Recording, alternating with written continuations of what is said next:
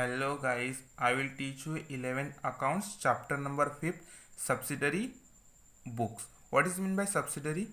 A small business may be able to record all transactions in a single journal, but as the business expand, the number of transactions become so large that the journal is required to be subdivided into special journal which are called subsidiary books. Means the subdivision of journals on the basis of nature of transaction is known as subsidiary books.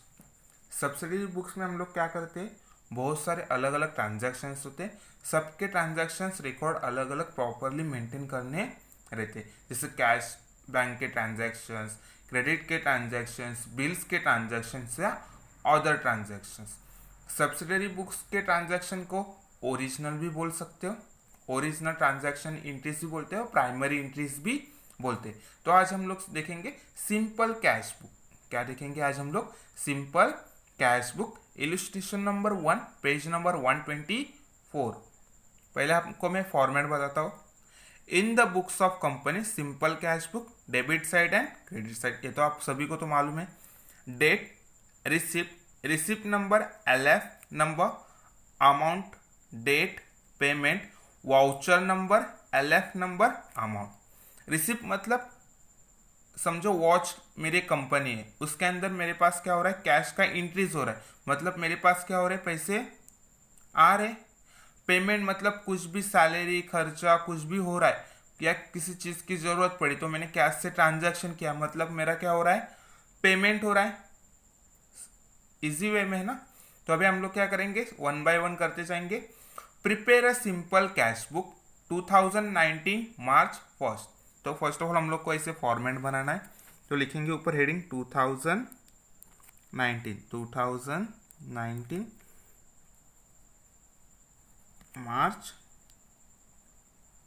मार्च. तो first क्या बोला उन्होंने, cash in hand. Cash in hand मतलब मेरे पास कितना पैसा है अभी, 2500 रुपीज. तो लिखेंगे इधर टू बैलेंस ब्रॉड डाउन. तो अमाउंट कितना है, 2500 रुपीज. ना ही रिसिप्ट नंबर है ना एलएफ नंबर है हम लोग के पास. जब ओरिजिनली करेंगे तभी हम लोग के पास सारा डेटा रहेगा. अभी हम लोग सीख रहे तो हम लोग को क्या मिलेगा, रिसिप्ट नंबर और अमाउंट ही मिलेगा. तो नरेशन इसका कुछ आएगा क्या, नहीं. देन आफ्टर सेकेंड देखेंगे क्या बोला है, 5 मार्च को बोला है कैश पेड टू सूरज. 5 तारीख को क्या किया है, किसको पैसा दिया है, सूरज को दिया है. तो लिखेंगे बाय सूरज अकाउंट. कितना दिया है, 1000 रुपीज दिया है. लिखेंगे यहाँ पे 1000 रुपीज. तो ब्रैकेट में लिखेंगे being paid to Suraj. Text book में बोला है सुरेश, हम लोग ने लिया है सूरज, कुछ चेंजेस किए, राइट. देन आफ्टर करेंगे 7 मार्च को बोला है कैश परचेस. 7 मार्च को क्या बोला है, कैश परचेस. कैश से हम लोग ने कुछ चीजें खरीदे, जैसे गुड्स, जो जरूरी चीजें होंगी हम लोग क्या करते हैं, परचेस करेंगे, मतलब पेमेंट दे रहे. तो लिखेंगे बाय परचेस अकाउंट. अमाउंट कितना बोला है, 500 रुपीज. तो लिखेंगे 500 रुपीज. नरेशन लिखेंगे being goods purchased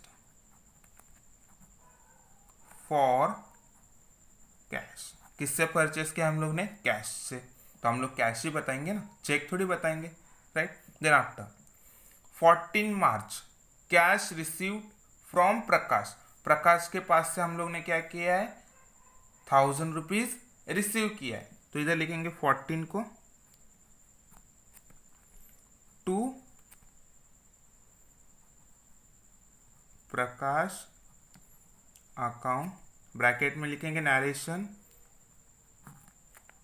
Bing cash received. How much amount है गिवन 1000 रुपीज़। हम लोग ने रिसीव कितना किया उसके पास से 1000 रुपीज़। कितना रिसीव किया है 1000 रुपीज़। उसके बाद 16 मार्च को कैश सेल्स, कुछ हम लोग ने बेचा है तो उसका क्या है कैश में पेमेंट है। किस में पेमेंट है कैश में, तो इधर लिखेंगे रिसिप्ट हो रहा है टू सेल्स अकाउंट, ब्रैकेट में लिखेंगे narration being cash sales. Amount कितना है 800 rupees. How much amount there 800 rupees. 20 को पेड कैरेज, कुछ भी हो सकता है, बस का खर्चा, टैक्सी का, या कुछ लगेज का, या कोई भी चीज़ के लिए खर्च हो गया। कितना 20 रुपीज़। तो लिखेंगे इधर पे 20 March by carriage account. How much amount 100 rupees.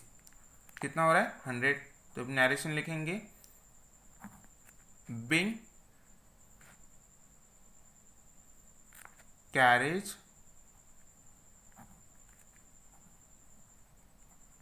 Paid.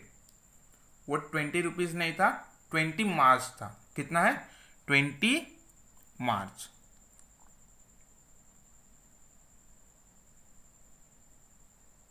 Right, दिख रहा है आपको क्लियरली। देन आफ्टर 25 मार्च को क्या किया हम लोग ने, किसी को सैलरी दी है। अभी ऑफिस में ऑन द स्पॉट तो चेक नहीं दे सकते, किसी को नीड है 500 रुपीज़ की, तो हम लोग ने उसको क्या किया 500 रुपीज़ दिया। उसने क्या बोला मेरा 500 रुपीज़ आप लोग क्या करो चेक में सैलरी में एडजस्ट करो। तो हम लोग उसको क्या किया 500 रुपीज़ पे किया है, तो सैलरी हो गया by salary account 500 rupees. Narration लिखेंगे बिंग सैलरी पेड। कितना हुआ टोटल 500 रुपीज़।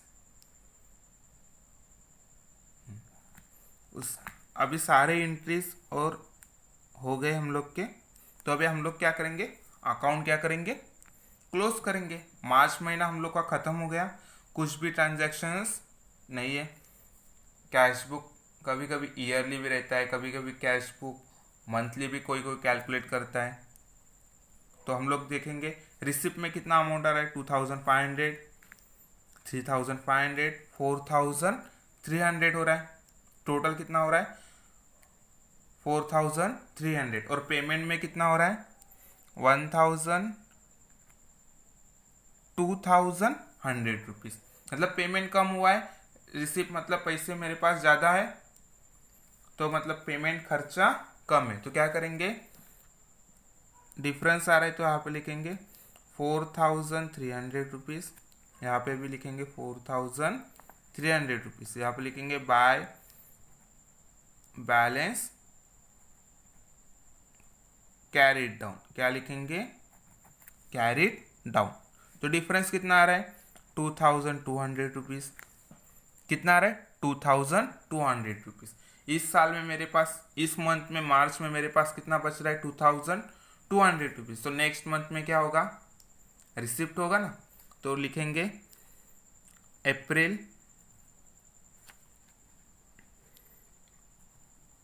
अप्रैल 1 को, तो लिखेंगे to balance brought down amount कितना 2200।